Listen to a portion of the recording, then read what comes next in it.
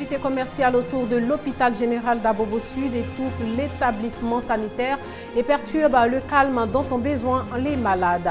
À Yopougon, la mairie et les acteurs de la société civile s'activent pour créer des conditions de vie meilleures pour les populations de la dite commune.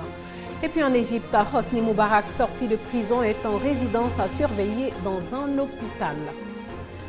Madame, Monsieur, bonjour, bienvenue dans le 12h30. Hôpital et activités commerciales ne font pas bon ménage. Pour preuve, à Abobo, en plus des gares anarchiques, l'hôpital général d'Abobo Sud est envahi par tout type de commerce, ce qui met à mal le bon rétablissement des malades. Ces derniers sont privés de calme. Les autorités municipales disent prendre toutes les mesures pour pallier cette situation. On en parle avec Franck Quadio. Des taxis communaux et autres minicars stationnés en longue file, des commerces divers le long du trottoir. Difficile de se frayer un passage pour accéder à l'hôpital général d'Abobo Sud. S'il y a trop de bruit autour de l'hôpital aussi, ça crée des désagréments au niveau des malades qui sont à l'hôpital. Donc c'est très dangereux quand on voit les magasins autour de l'hôpital. Une situation qui dure depuis 1976, date de création de la formation sanitaire. De quoi ajouter au stress des malades. Ceux qui y viennent pour la première fois ont du mal à s'orienter vu l'engorgement sur les lieux.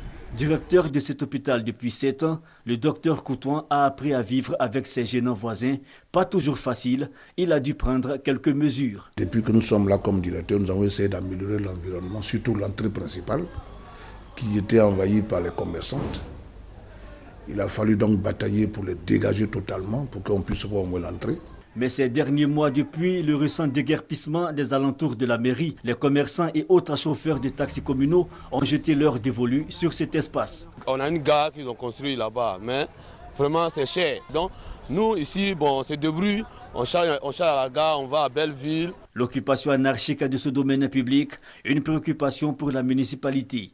Le chef de cabinet de la mairie et son équipe disent bientôt réagir et mettre fin aux installations clandestines de magasins et autres activités commerciales sur le site de l'hôpital d'Abobo Sud. Nous allons très bientôt, avec le conseil de sécurité qu'on a mis en place par rapport à toutes les unités de sécurité à Abobo, nous allons très bientôt éventuellement faire des réunions et puis pouvoir, avec l'aide de l'État, endiguer ce fléau-là.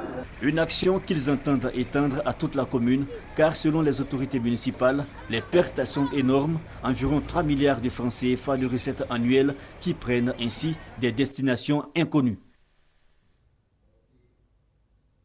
Et puis l'impact des changements climatiques sur les migrations des populations a été démontré par l'étude menée par une équipe de recherche.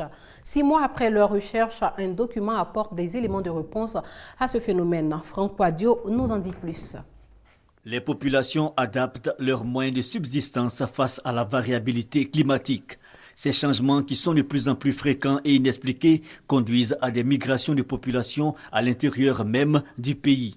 Conséquence, un changement général du mode de vie dans la société.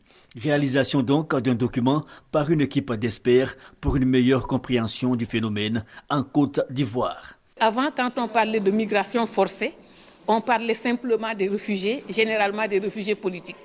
Aujourd'hui, il y a non seulement des migrants environnementaux, mais il y a aussi des réfugiés environnementaux. Les changements environnementaux, ça n'inquiète pas seulement les pays du Sahel, mais dans un pays côtier comme la Côte d'Ivoire, les changements environnementaux impactent aussi.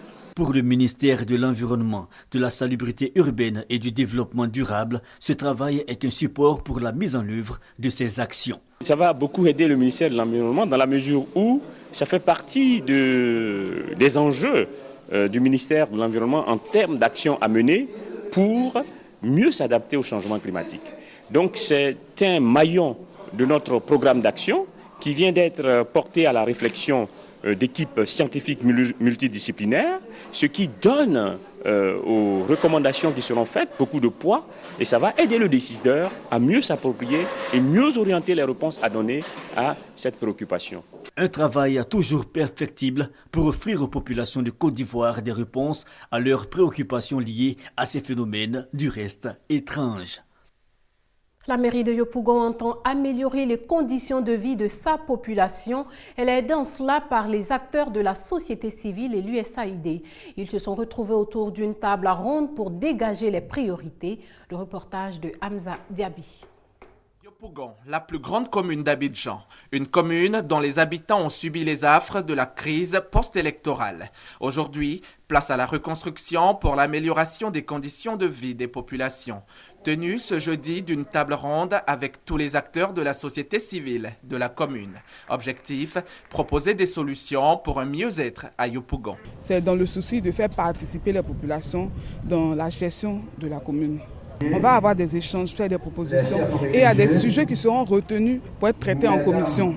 Après les 2 jours de travaux en commission, on a 2 semaines d'enquête pour être sûr que c'est vraiment la priorité pour la commune de Yopougon.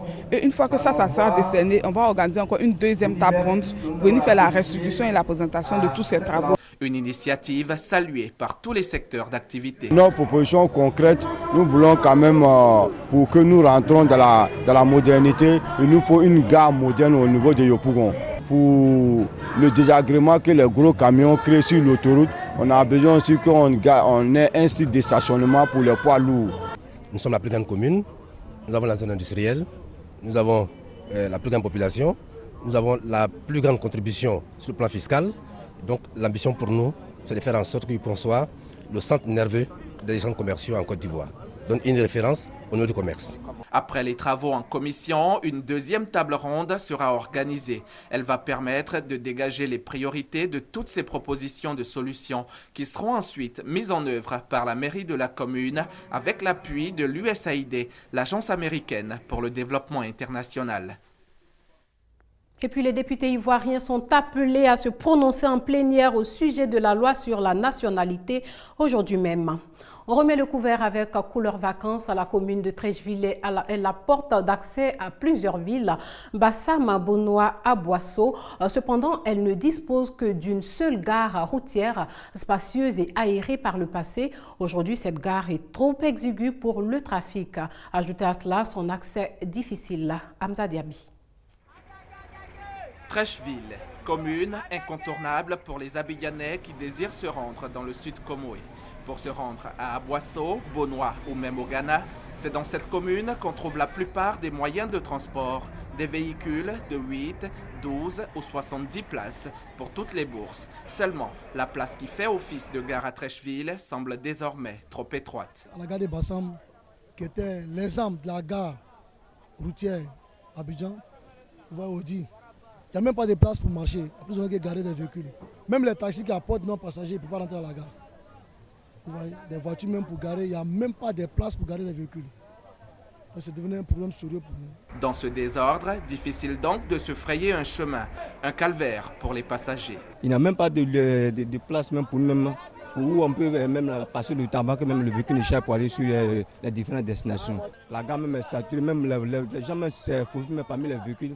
C'est un véritable problème pour nous. Treichville se veut une commune moderne et une gare moderne serait tout simplement bénéfique pour ses transporteurs, mais également pour les populations.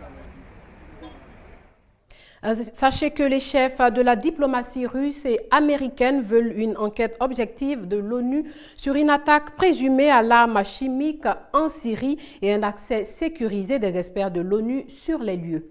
En Égypte, Hosni Moubarak est sorti de prison et est assigné à résidence dans un hôpital militaire. Hosni Moubarak doit de nouveau comparaître devant la justice le dimanche prochain.